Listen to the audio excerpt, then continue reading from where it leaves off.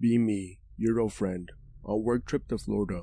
Stay at resort with co-worker for 3 days. Last night before checkout, getting drunk at bar. Co-worker comes down to the bar, looks pale as fuck, says he saw a ghost in his room, clown on him, agree to swap room for the lulz, switch rooms, go to bed, and a few hours later, wake up to noises in the bathroom, investigate the bathroom, find nothing, return to the room, see shadow figures sitting by my bedside, stand there in disbelief, blink a few times and it vanishes.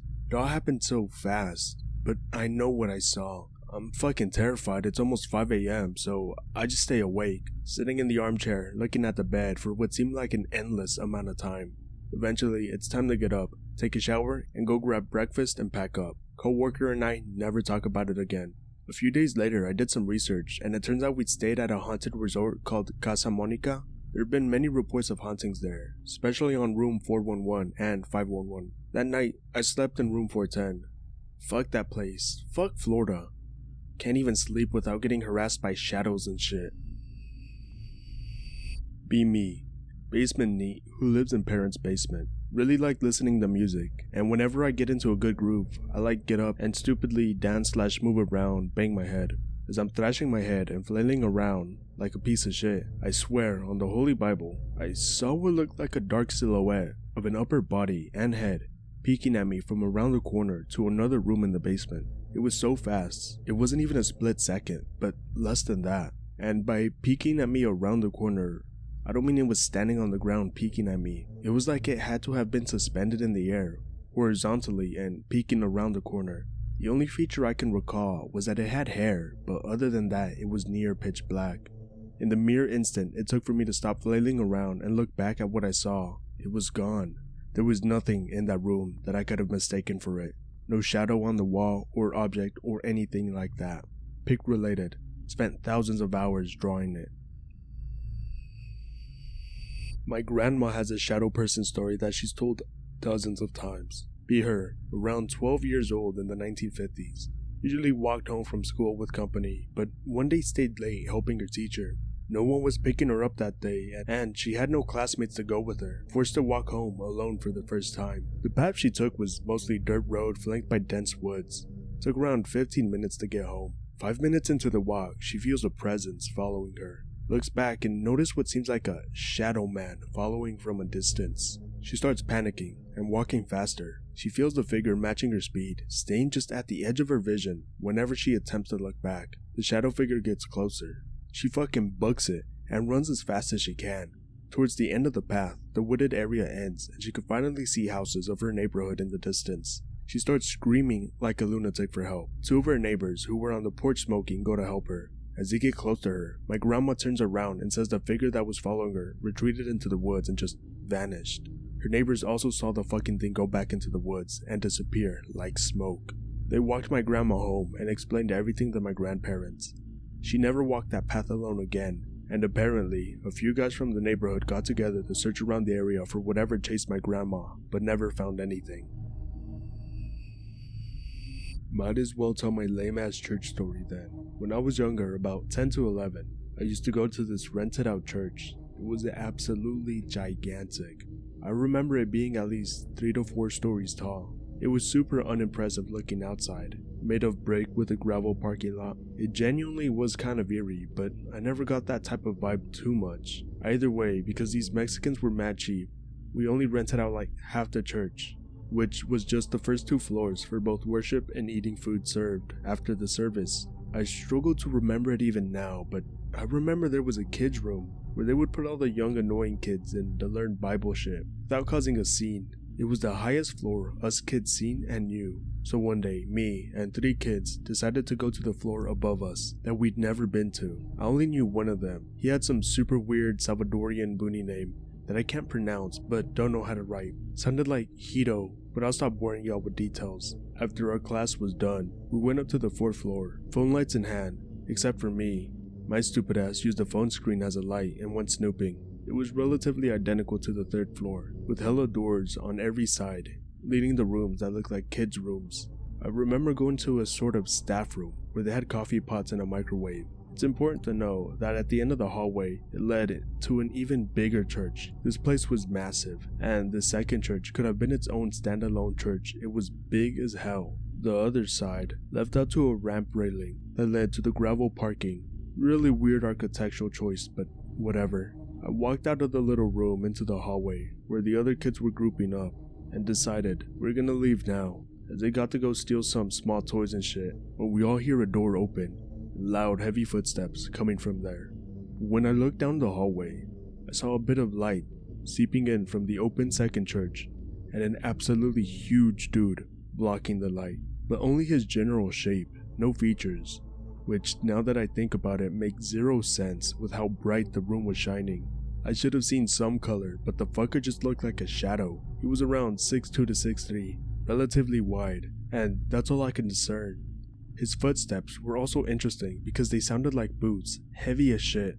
Also, for some reason, I don't know why, the other 3 kids didn't shine their lights at him. We all just booked it. I was dead last anyways, haven't been a fat fuck, but I remember this part so clearly. The fastest kid, who I forgot his name, but he was some buck-toothed brown-skinned friend, got first, opened the double doors, and in the moonlight, I saw his back trying to close the door on us. He then ran away before fully committing, and the other kid of the group, who was the biggest, like 5'9" and 200 pounds, barrels down the hallway and slams into the doors. Me and Hideo follow suit. From there, we all just kept repeating and panicking that we can't tell our parents like some idiots. We never talked about it, but not for any particular reason. I was even going to ask them, but we switched churches and I never met them again. The church was somewhere in poor-ass Washington, D.C., in an area that was borderline the hood. Realistically, it could have been a maintenance dude, but it being that late at night, making no noise, fucking light-eating shadow, and was silent, I doubt it was another genuine person. If anyone shows interest in this lame-ass story, I'll see if I can ask my dad for the old address of the church, if he even knows it, and possibly provide a picture. Last thing, while we were getting chased out, I felt no aura or footsteps behind us, so I doubt we were getting chased. To everyone here that only had a one-off experience with the Hat Man or the cloaked figure, consider yourself lucky. I have experienced the cloaked figure as others have described in this thread for a period of 3+ years, at times at a frequency of once per week. Perhaps my elongated experience with it has given me more insight than the average experiencer. I'll write my thoughts down here, maybe you can all come up with your own conclusions. My first experience is, I never was able to directly look at it, but I could feel it. It's a feeling of pure hatred. I would be drenched in a feeling of terror. If you ever ran into a wild predator in the woods, it's a similar feeling to that. A moment of, oh fuck, completely paralyzing. I would first only feel it. Then, I would see its silhouette projected. Then, I would see it from my peripheral vision. Finally, after more than a year, I would see it in its entirety, even when seeing its face without the cloak. I have no science to explain my thoughts. I can only attempt to draw certain conclusions based off my experiences from common tropes that occurred during these bouts of sleep paralysis. It almost never occurred during nights of deep sleep, always during a stage of hypnagogia. If you have ever been woken up as you start to fall asleep, such as being woken up by an alarm clock after clicking snooze, and then 10-minute window as you begin to fall asleep and have nonsensical thoughts, you can consider that the hypnagogic state. The experience always started with the sound of crackling, like a faraway orchestra of cicadas slowly growing into a crescendo, peaking at a specific point in which I felt myself, for lack of a better term, enter into its realm, at which point everything would be completely silent and I would instantly feel its presence, emanating hatred and grandiose pride. Throughout those dreams, there was one constant in which over time I realized was its goal, if it had any at all. It always attempted to fly me out of the window or out of my front door, which I resisted heavily. In order to do this, it would attempt to break me mentally through scare tactics. I never had complete control of my body during these experiences, and the hooded figure realized in letting me know that it had complete control over my body. The dream started with simply floating me above my bed, but as time went on, my lack of fear angered it, and it would slam me on my floor and drag me around my room. At times, force me to look underneath the space of my door and play out certain scenes involving intense violence. I cannot shake the feeling that it farmed my fear like a commodity, and each time I was at my lowest, it would attempt to fly me out of my window. I always felt if my body left my room, very bad things would happen. I would have to fight it mentally to prevent it. At first, I could leave my experience with common tricks like concentration of wiggling my toes or moving a finger, but it caught on quick, and when I would start this, it would violently throw me around to distract me. Never once was I physically hurt, but after an experience, I was always mentally drained the entirety of the day during the waking hours. This might sound ridiculous, but after years of this, I grew a relationship with it. I would drift off to sleep, hear the sound, feel its presence, and it would levitate me. I would think, here we go again. I began to joke around with it. It almost got lazy at points and would enter my room, sit down on my bed, as if I had been working a menial 9-to-5 job. All of my experiences finally came to an end when it was lazily levitating me, but I had zero fear. Asked it, why are you even doing this? I called it a coward. It stopped in a moment of surprise and confusion. Abruptly, it left. I woke up soon after, never again seeing it since. My brother and I encountered a shadow person once a few years ago. Be me. Brother and I are sharing a room and sleeping on bunk beds to save space. Wake up one night and see a dark figure in the corner of the room watching us. Stare at it for a while. Lean down to my brother's bottom bunk and ask, "Dude, are you seeing this?" He replies that he is. Somehow we both woke up at the same time to look at it. Stare at it for a while longer. Don't feel any fear. Remember thinking that it was weird. Fall back asleep. Talk to my mom about it the next day. Mom tells me she saw a shadow person in the kitchen in the same house when she was a little girl. Mom was doing dishes and saw a dark figure standing over her shoulder, watching her. She froze in fear and felt that there was evil in the room. Mom spoke to my aunt about the shadow person we saw, and my aunt advised it was likely just a spirit in transit. Still talk about it with my brother to this day. I don't know if I ever had one as a child, but an old friend of mine did. Honestly, a pretty fucking creepy story from what I remember of it. Friend stays up late at night as a child, secretly plays Game Boy, reads, typical kid stuff. Hears a tap tap from the window, looks over and sees a man standing outside and looking in at him. Man is void looking, so dark they blend into the shadow. Friend gets terrified and stares at the man, getting ready to scream. Man smiles, showing off a set of perfectly white teeth. Tells friend not to be afraid and shushes him. Doesn't ask to be let in, just wants to talk. Friend talks to Void Man and continues to do so throughout the rest of his childhood.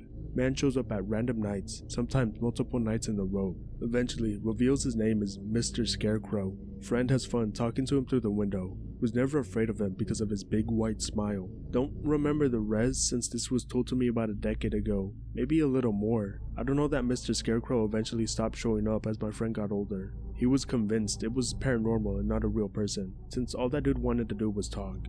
Never asked to be let in. Never asked anything too personal. What is the Hat Man? You reminded me of my experience since I was thinking amongst my eerie experiences before posting, so we'll go with this one. Cause I saw the shadow person / Hat Man. It had a hat.